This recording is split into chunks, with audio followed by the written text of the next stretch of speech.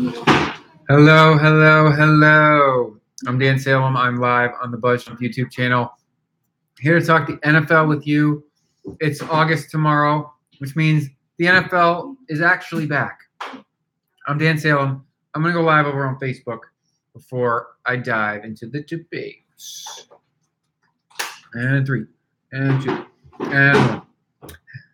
Trying to reconnect. What? I'm already live. Hello, hello, hello. I'm Dan Salem at the Dan Salem on Facebook, over on the BuzzChomp YouTube channel, also live at the Dan Salem on Twitter and Instagram. Tomorrow is August 1st. My favorite month of the year, birthday month, vacation month, NFL is officially back month. The preseason starts. Is it this weekend with the Hall of Fame game? That's awesome. I think so. And with the preseason comes real football and expectations and hope. Oops. I dropped my snack. So every team has reason to be hopeful. Some more than others, some less than my Jets, more than others, less than others. There's a wishy-washy in between. I'll talk about my team in a few. But basically, the preseason means we actually get to watch the rookies compete against lesser than stellar NFL players, sometimes fourth string, third string. We'll see. And then by the end of it, we get to see the starters for a blip or two. The key to the preseason for most players is to not get hurt. Actually, I mean, that's the goal of every player, to never get hurt. But someone like Aaron Rodgers, who I featured in this video, he has not been on an official football field in quite some time because of injury. So his goal is to shake off that rust and not get hurt. He doesn't really need to play in the preseason, neither does Tom Brady. They just need to get a few reps in against first teamers of their opponent and not get hurt. Because the worst thing that can happen is you can lose your starting quarterback during the preseason. As a Jets fan, we've experienced that several times in recent memory. Now, there are rookies who should get quite a bit of action in the preseason. This is exciting. My Jets have a quarterback, Sam Darnold, who's going to get a lot of action. We also have several other rookies. This is supposed to be a very good rookie class for the Jets. Defensive end, tight end, cornerback, making waves in training camp, who are going to see good action on the field in the preseason. And we get to adjust them. Hi, Maddie. You want to join me? Maddie's excited for the Jets preseason. Now, the preseason is very hard to watch. I know. Very hard to watch because it doesn't count and you're not normally watching the starters. But I have to admit, I am going to tune in to see Sam Darnold throw the football because I'm excited. He's going to be our starting quarterback for a very long time. His level of success and playoff victories, unknown. But he's going to be the Jets quarterback for a while. I can just see it in his attitude, in his demeanor, and the way he carries himself. It's looking very well for our team. I am not a Cleveland Browns fan, but I would be interested to see Baker Mayfield take the field. I would be interested to see Josh Allen and Josh Rosen take the field for the Bills and Cardinals, respectively. Lamar Jackson in Baltimore, exciting, especially since he made timeshare split a little with Joe Flacco, who is kind of on the outs. So there are a lot of quarterbacks, because a lot of quarterbacks were taken in the draft this year, that'll see the field. Saquon Barkley for the Giants would be exciting to watch.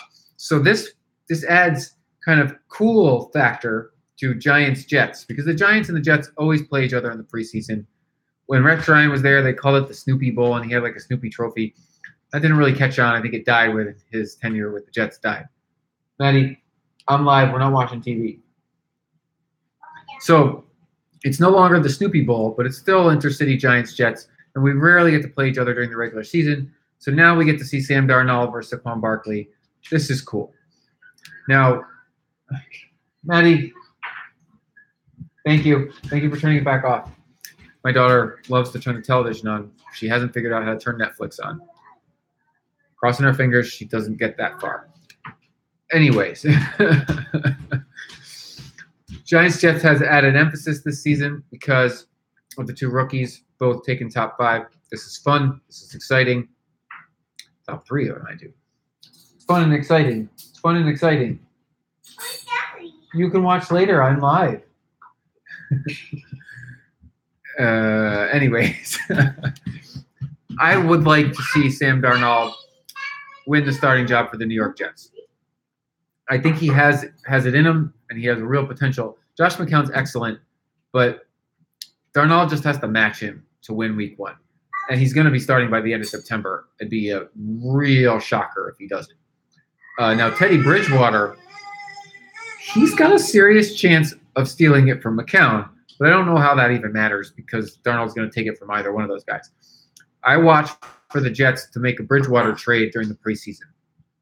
This is another interesting wrinkle because there are some unsigned players with real impact value.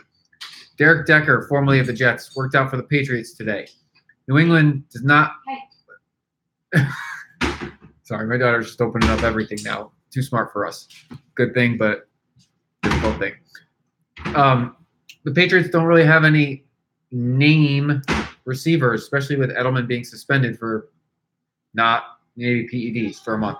So Eric Decker has done well in the NFL. He did not do well last year. That doesn't mean he can't do well this year. And with the Patriots, he's just a man in the slot. He's at the end of his career. He would serve well. Dez Bryant is another receiver available. I wouldn't be surprised if my Jets signed a person like Dez Bryant towards the end. Like they did it last year, and it paid off great. Now Bryant comes with some baggage, and he's a little more expensive. But I gotta believe someone's gonna pick him up. I mean, the injuries are already rolling in, so that's a crazy thing. We've only been in training camp, and teams are already racking up injuries. The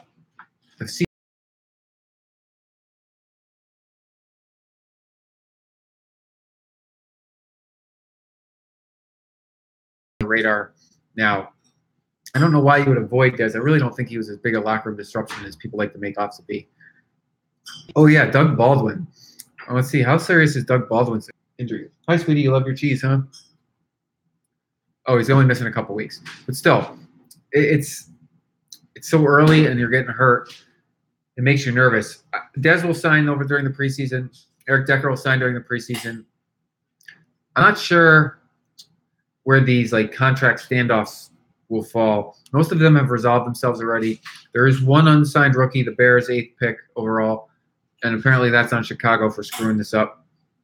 You got to get your rookies in training camp, man. Sam Darnold missed 3 practices. NBD, no big deal. NBD. The Jets decided they were being a little pig-headed and removed a clause in his contract that was something. I'm surprised it was there to begin with, and apparently it's in all their contracts, but I'm glad they got it out of it. And he's there. He got his signing bonus all in one lump sum right away before he even took the field. That's kind of awesome. That was rare. $20 million straight up. Good for you, kid. I don't see why most of this stuff wouldn't get worked out. I don't see why Dez Bryant wouldn't sign because he wants to get paid. He wants to keep playing. So we shall see what happens in the preseason. But this is a key time to snatch up free agents who want to play and who want to play Week 1. And the Jets cleaned up last year, grabbing a couple guys in August. I wouldn't be surprised if they did it again because they are not set, if you will. I really like their wide receivers, but they don't have that number 1. Now, they don't necessarily need a number 1. I've been preaching for a while they could go for 3 number 2s. But if the number 1's available, you get the number 1 because he'll garner a double team. Someone like Seattle needs a player like Dez Bryant to take pressure off of Russell Wilson, especially if Doug Baldwin's iffy for Week 1. Eric Decker, he would do well on any team, even the Jets. So he's just an added insurance and a nice player to grab some reps. He comes with name value, and they respect that on the field unless he really, really screws things up. So I can see a lot of teams being interested in him, not just the Patriots. Oh, thank you. I've just been gifted some beer with a little head. That's my wife's specialty. Zing. So the preseason's fun. I'm actually, every year you're excited to watch your rookies on your team, right? This year is a little bit added extra for me as a Jets fan. and the Giants-Jets game has a little bit added extra. So let's now segue into realistic expectations, which is a tough thing to quantify, but realistic expectations for teams. I started with the Packers there and Aaron Rodgers because Aaron Rodgers is later in his career. Aaron Rodgers is the best quarterback in football. Aaron Rodgers missed most of last season, and it hurt the Packers, and it hurt them. So their expectations are very high. Now, they have more of a running game than they did before he got hurt. And there's still questions on the offensive line. There's still some defensive questions for them. They brought in Jimmy Graham, who should help in the passing game, but then they lost a couple of receivers as well to free agency and the like. So it's unclear to me where Green Bay actually falls in the pecking order. They are still behind the Vikings in their own division. They're still behind the Rams, in my opinion, in the NFC. They're behind the Eagles, in my opinion, in the NFC. They're probably on par with the Saints and the Panthers and the Falcons, who are all kind of like lumped together there as a very good but not tip-top. Now, injuries will change everything. A team like Dallas or the Giants with star players that were just had missing links on the offensive line, defensive lines, could really step it up. A team like Seattle could surprise us and move up instead of down like everyone thinks. The NFC is full of high expectations. So, like, all the playoff teams from last year rightfully have high expectations. And 3 of them were in the NFC South. But the Cowboys, the Giants, the Seahawks, and the Packers all have high expectations, and they were not in the playoffs last year. So whose expectations are misguided?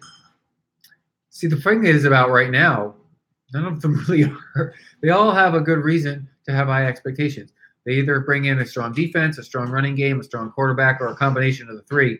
And passing's kind of a given for all these teams. They all can pass well. So here you go. Todd and I have debated. We kind of segued into fantasy football for a while here now on NFL Spin Zone because we kind of touched on the best bets in each division and then the best bets in each conference and our Super Bowl playoff best bets. We'll do a playoff preview this coming month, but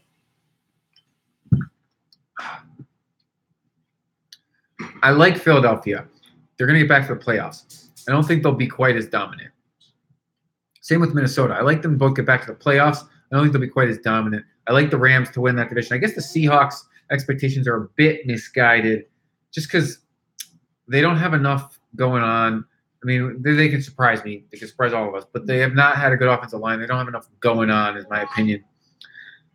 And I'm not sure one or two of the teams in the NFC South are going to be on the outside looking in.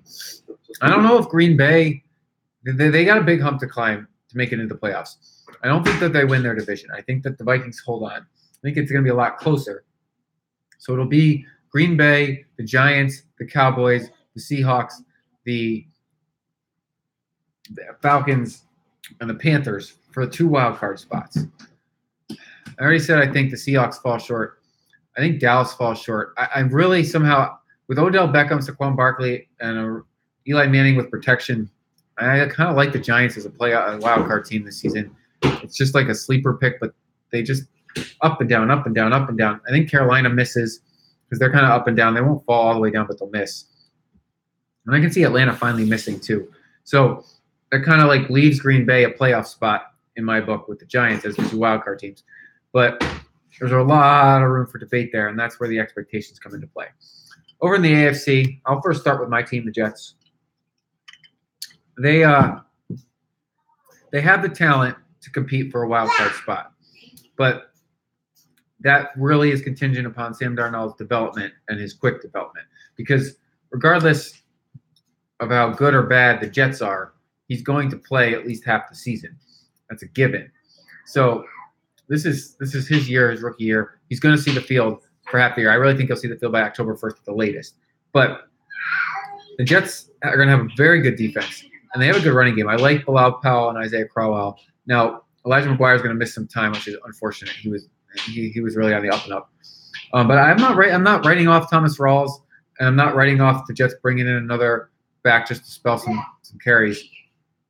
And again, they have a solid receiving core, just nobody that like star shines. So that's where the Darnold connection comes into play, because he can make the connection with Powell out of the backfield. He can make the connection with Robbie Anderson and really shoot those players up to number one status.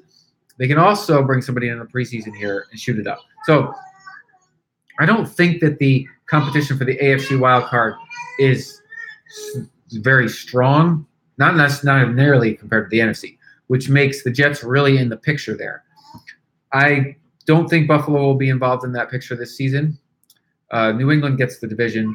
They're going to be pretty good, even if they're just a 10-win team or 9-win team. They're still going to likely win that division. Or actually 9, I don't know, but 10 they'll win it with. I think that 9 wins will get you into the AFC wild card. I like Jacksonville still. Tennessee, I think, will be in that middle with the Jets, somewhere between 7 and 9 wins. Miami is going to really push hard for that 7 to 9 wins. And then you've got Denver, Los Angeles, and Kansas City all pushing hard for 7 to 9 wins. One of them's going to hit double figures. I think it's going to be the Chargers, LA Chargers. Did I say LA? Did I say it right? I don't know. And I think Kansas City will beat out Denver. What am I missing? I'm missing a division. Oh, yeah, Pittsburgh and Baltimore. So it'll be, I think it'll be Pittsburgh, Tennessee, Kansas City, Denver, the Jets, and Miami competing for the 2 wild card spots. I don't think the Miami's going to really get anything better than 8-8. I don't think Denver's going to get anything better than 8-8. So Pittsburgh's really in the race. Kansas City's really in the race. The Jets are a long shot in that race. So I mean, I'm not saying the AFC's a lock. Someone's going to surprise us. I don't think Kansas City falls as far as we think. I don't see the rise of Oakland happening. I don't see the rise of Denver happening quite as high. Pittsburgh is like a muddle in the middle to me. I think Baltimore wins that division just because the Lamar Jackson factor. And so it's going to be interesting. I really like the Jaguars. I'm not as high in the Titans got lucky last season, and I don't think the Colts turn it around. I guess I'm ignoring the Texans because they were so bad without Jackson or Watson, and then he's back. They'll be in the wild card picture too. It could be Houston, Kansas City. Could be Houston, Pittsburgh. Could be Pittsburgh, the Jets. Could be Houston, the Jets. You're only going to need 9 wins, and that means one of these teams has to have things go right and see their rookies really take over. It happened for New Orleans last year. Started to happen for Houston before they got hurt. It could happen for the Jets. It can happen for any of these teams, and that's where we stand. That's what makes the preseason exciting. So I will segue for a moment because today was the MLB trade deadline, and oh my God, so many freaking trades. I can't not mention it because I'm a sports guy. The MLB trade deadline, tons of trades. I have a lot of LA Dodgers on my fantasy team now because they traded for multiple players. Brian Dozier from the Twins, second baseman, now a Dodger. The Dodgers are making a push. They want to get back to that World Series, and they are loading up. They were suspect in their batting order, and they got Machado and Dozier. That's a huge, huge upgrade for them. They already had the best pitching in the NL. So that really gives them a leg up when they were only a half game up in their division. That's great for the Dodgers, and I'm in LA, so that's fun. My Yankees have added multiple players, actually traded 1 or 2 away, and they're competing with Seattle for the wild card right now. They also want to try to catch the Red Sox, who added a couple guys because they've been dealing with injury. Just put Chris Sale on the DL out of the series with the Yankees. Interesting. It's going to be a fun end of this baseball season. It's really top-heavy in both leagues, but only the very top make the playoffs. So this is going to be fun. This is going to be a lot of fun.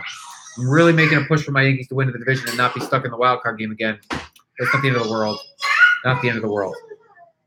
All right, so I'm usually live every Tuesday, 5 p.m. Pacific. However, I deserve it. I'm going on vacation. I will not be live next week. So I will talk to you in 2 weeks. It will be near the middle of August. We will be well into the NFL preseason. We will have a lot to discuss. We will have injury news. We will have full-on fantasy debate. We will have who's done well and who's sucked it up in their first preseason games as rookies. Lots and lots of talk about as we count down to the 2018 NFL kickoff. This is fun. I'm Dan Salem. I am live Tuesdays, 5 p.m. Pacific time, at the Dan Salem on Facebook and Twitter and Instagram, and over on the BuzzChomp YouTube channel. You can also find me every Friday in Pillow Talk TV on YouTube. Thank you. Enjoy the rest of your evening, and I will see you live in 2 weeks. Woo!